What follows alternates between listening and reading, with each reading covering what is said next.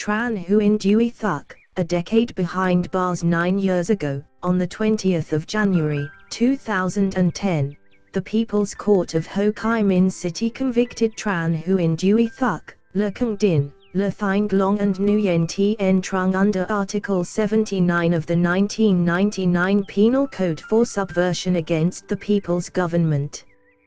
Tran Huynh Duy Thuc was sentenced to 16 years in prison and 5 years probation, which technically meant 5 more years under house arrest.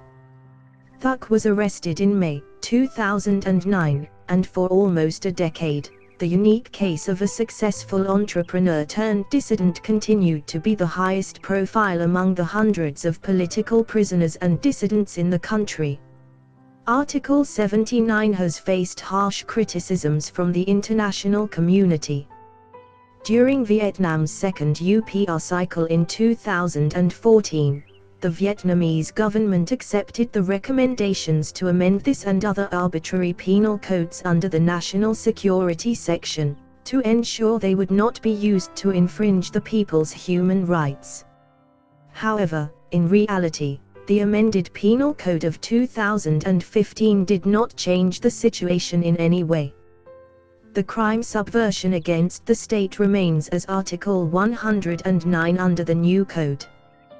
Thuc's indictment described his criminal conducts included the act of forming and persuading people to join the Chan research group, to write and publish online articles defaming the government, creating division among the Vietnamese Communist Party.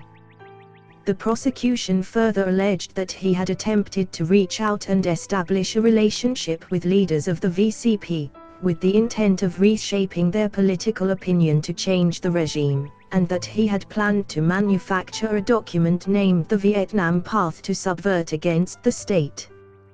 The Vietnamese government's point of view on subversion against the state is often not shared by the international community, especially democratic nations in the West.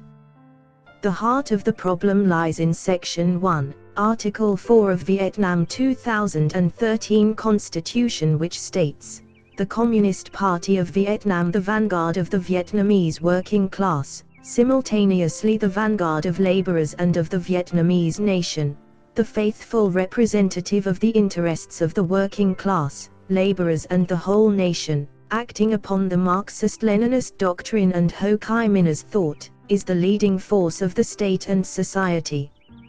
Because of this political monopoly, the VCP and the state of Vietnam became interchangeable in the mind of Hanoi's regime.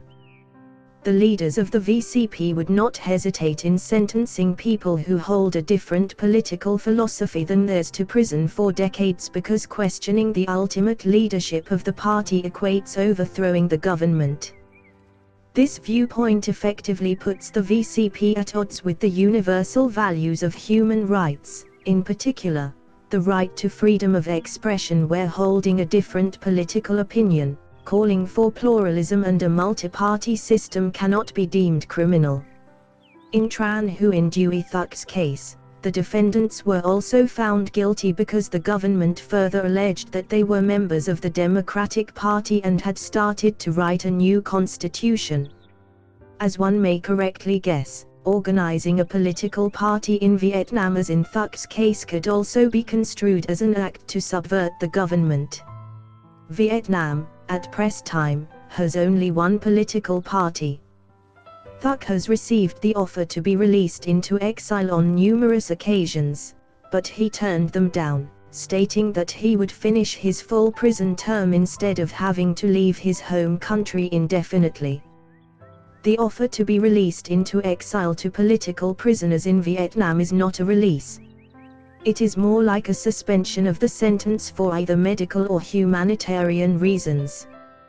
The released prisoners would not be able to come back to Vietnam, effectively being banned from their own country. When the Penal Code was amended, Thuc's attorney has argued that the government should release him according to Section 3 of Article 109. Because at most, the evidence provided by the prosecution could only show that the defendants were in preparation to commit a crime under Section 3, with the maximum sentence of 5 years. His petition to review the case has gone unanswered. On the 13th of December, 2018, Julie Ward, a member of the European Parliament representing the northwest of England, sent a letter to the President of Vietnam Nguyen Phu Trong, who is also the leader of the VCP, calling for an unconditional, in-country release of Tran Huynh Duy Thuc.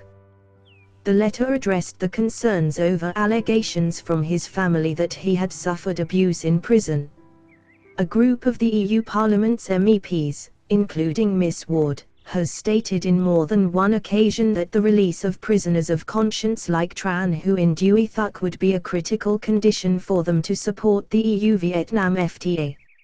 On this 9th anniversary of his conviction, U.S. House Representative Zoe Lofgren also called for Tran Huynh Duy Thuc's release and denounced the mistreatment of political prisoners by Vietnamese authorities.